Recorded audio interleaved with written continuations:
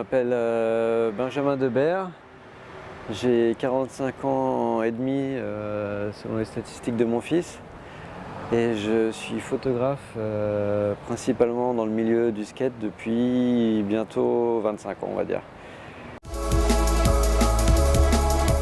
La photographie dans le skate, c'est un peu une tradition.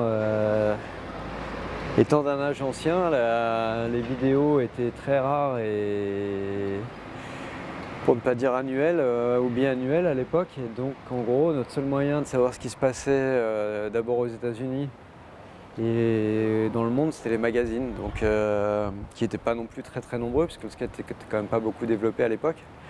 Le magazine marquant pour moi à l'époque, c'était Transworld, qui était un magazine américain et qui était designé par un certain Carson, qui depuis, en tout cas à l'époque, est devenu le designer de magazine des années 90 et qui continue à être un designer important.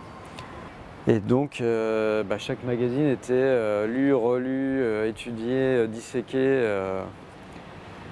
des centaines de fois par chacun d'entre nous, et donc la photo était partie prenante de la culture. Et il y avait aussi cet intérêt particulier qui est que pas mal des magazines marquants de l'époque ont été designés, sans qu'on le sache forcément, mais par des jeunes qui sont devenus des designers assez connus. Donc en gros le côté visuel des magazines, la façon dont les photos étaient mises en page et mises en valeur était très important.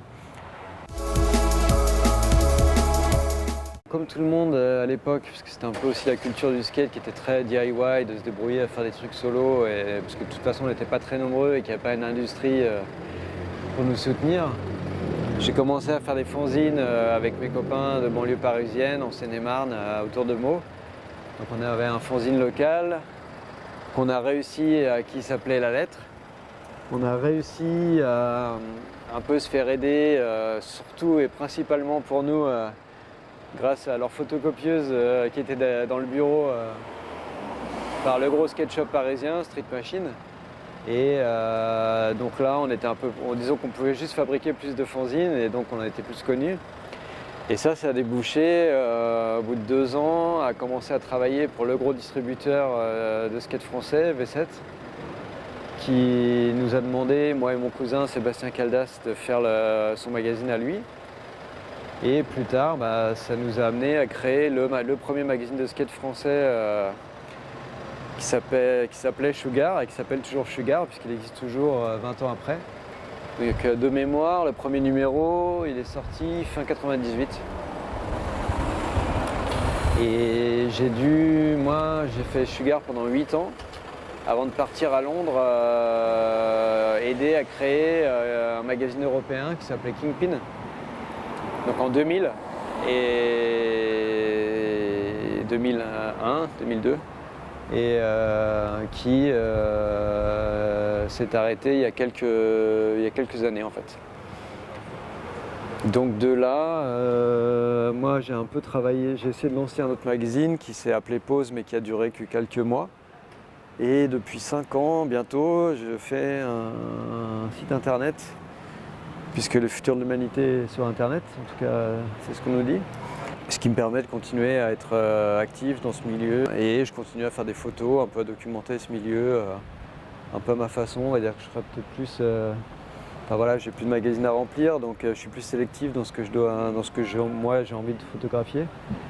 Et puis aussi en ayant ma propre expérience, on va dire que je sais un peu ce que je veux essayer de documenter et de garder, en sachant que je continue à photographier uniquement en argentique et à utiliser plus ou moins le même matériel depuis une dizaine voire une quinzaine d'années maintenant.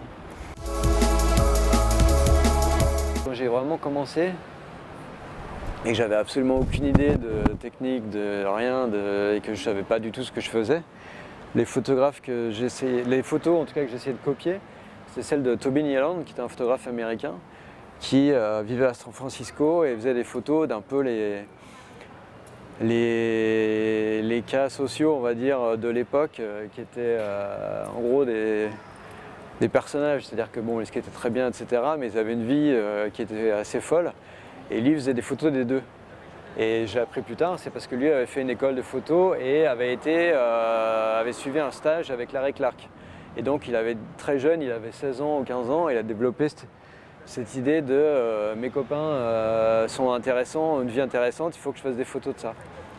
Et il essayait pas de faire il faisait des belles photos, mais il essayait surtout de développer ce côté documentaire. Et qui moi m'a très vite marqué, c'est-à-dire qu'à l'époque on m'aurait demandé, c'était Toby Nyland, quoi, le gars que je voulais, qui m'intéressait et que forcément je voulais copier.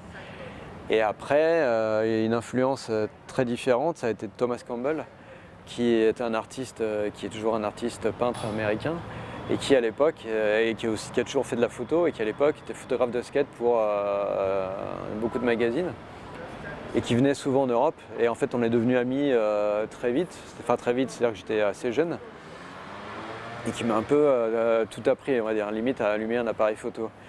Et donc lui m'a appris beaucoup de bases techniques et un peu les rouages du métier, c'est-à-dire de comment on envoyait des photos en magazine, comment on choisissait la bonne photo, comment on essayait d'en faire quelque chose et pas de juste faire des photos dans son coin et de les garder sous son lit, quoi. Et donc forcément à cette époque j'ai été très influencé, j'ai forcément copié son style, on va dire. Mais il y a plein de choses qui m'en sont restées. Mais lui a toujours un côté plus graphique, c'est-à-dire qu'il a toujours essayé de créer une image très forte visuellement, très graphique. Même si c'était avec la réalité qui était à l'instant T, à l'endroit où il était. Je pense qu'en y réfléchissant, je pense que j'ai mélangé un peu les deux. C'est-à-dire que j'ai ce côté, en tout cas ce qui personnellement m'intéresse, c'est de documenter une réalité. Et après, peut-être que je ferais déplacer la personne d'1,50 m pour avoir une photo plus percutante, tout en étant dans l'environnement réel de sa vie ou de moments où on se trouve tous les deux, quoi. Une autre très grosse influence pour moi, à l'époque et à nouveau aujourd'hui, ce serait Harry Markopoulos, qui était un photographe d'origine hollandaise qui vit à New York depuis la fin des années 80 et qui, quand les premières fois que je suis allé à New York en 95, photographiait toute la scène skate d'une façon super intime, enfin intime dans le sens où il était vraiment ami avec tout le monde et qui capturait plein de moments pas du tout posés et pas du tout réfléchis. Et alors que lui vient pas du tout de ce milieu en fait. Il a juste découvert cette scène à un moment, il a trouvé que c'était intéressant et en étant un complet outsider, dans une scène qui était hyper fermée à l'époque, il a réussi à apprivoiser les personnages clés et après à juste être là et à disparaître. Les gens ne pensaient plus à lui et il faisait des photos. Toutes ses recherches et sa masse de travail en fait depuis 40 ans ou plus maintenant reste une énorme influence pour moi, quoi. Hardcore Session, étant un enfant des 90s, les premiers souvenirs c'est la marque qui était liée au hip-hop et au skate et qui prenait même de la publicité dans le premier magazine que j'ai fait, Sugar, et qui sponsorisait plein de gens qui sont des amis communs à Belka et moi maintenant, forcément. Et donc c'est un peu comme ça qu'on s'est vraiment connus. Même si je servais des cafés à Belka en étant étudiant, mais je ne savais pas qu'il allait devenir Monsieur Hardcore Session. Et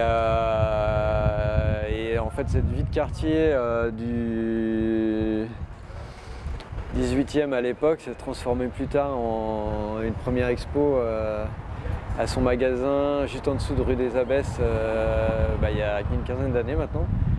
Et 17 ans. Et maintenant une seconde aujourd'hui, donc l'histoire continue. En espérant que la prochaine sera avant le 2030. L'expo mélangeait en fait des vieilles images. Il y a des images qui datent de New York en 95 jusqu'à des photos que j'ai faites il y a quelques mois à peine, dont une à Rio. Et je trouvais qu'elles fonctionnaient bien ensemble, mais après j'ai pas forcément une approche super intellectualisée de ce que je montre. Donc en fait je discute rarement avec les gens de ce qu'ils pensent de ce que je montre, mais ça par contre c'est intéressant Enfin en tout cas c'est pas une démarche que je fais, c'est-à-dire que je vais pas chercher la réponse. C'est une série on va dire, de fanzines de luxe que j'ai commencé à sortir pour revenir un peu aux sources il y a quelques mois. Donc sachant que l'expo arrivait ici, j'ai réservé la sortie du numéro 2 pour le vernissage. Chaque numéro a un thème et un peu un format différent, et celui-là est vraiment un peu dans l'esprit fanzine. Donc tout en noir et blanc, avec comme l'exposition en fait des images de 1995 jusqu'à maintenant. Et dedans un tirage réalisé au risographe pour rester 90s justement. Tiré à 150 exemplaires, numéroté et disponible pour l'instant seulement au magasin Hardcore Session. Espérons que c'est pas la fin déjà, ni pour moi en tant que photographe, ça c'est sûr. Et pour ce qui est du skate, je me fais pas trop de soucis. Le milieu est plus qu'effervescent ces temps-ci et les jeunes sont plutôt marrants et plutôt créatifs. Donc voilà, c'est d'ailleurs assez agréable de se dire que c'est maintenant une des meilleures époques du skate à mon avis, quoi. Enfin, c'est pas que mon avis d'ailleurs, mais c'est un milieu que je trouve hyper toujours galvanisant aujourd'hui, quoi. C'est pour ça d'ailleurs que je continue à m'y intéresser, je pense. Sinon, je serais passé à autre chose.